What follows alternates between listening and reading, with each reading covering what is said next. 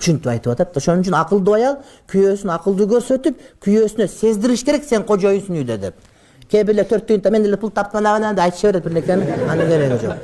Кереги жок аны айткан урматтуу бир тууганым. Сен күчтүүсүң, сен мыктысың, сен акылдуусуң деп айтсаң, эркекке шырк келет. Дагы кыйын болгусу келет, дагы күчтүү болгусу келет. Аны көп түшүнбөйт да. А сенин күйөөң кор болсо, сенин күйөөң урматталбаган жерде сен эч ким урматтабайт деген сөз да. Түшүнүктүүбү? Жана кыргыздын сөзү бар. Мата даңкы менен бөз өтөт, ата даңкы менен кыз өтөт деп. Аялдын урмат кадыр сыркы, кадыр баркы коомчулукта күйөөгө жараша болот. Ушундайбы? Чоң адамдын аялы келсе, чоңдой кылып төргөт көрөт. Паланчанын аялы деп. А кичинекей келсе, кичинекей. Кече Эрдоган келди, Амине ханым жөн эле ошонун аялы болгон үчүн эле төрдө жүрөт. Мынакей биздин президент аялы менен. Эмне үчүн? Ошонун аялы. Ошон үчүн эрдин кадыр баркын көтөргөн аялдар болот да. Аял ошо өзүнүн кадыр баркын көтөрөт. Ошон үчүн анча жалган айтып болсо дагы күйөөң болбогур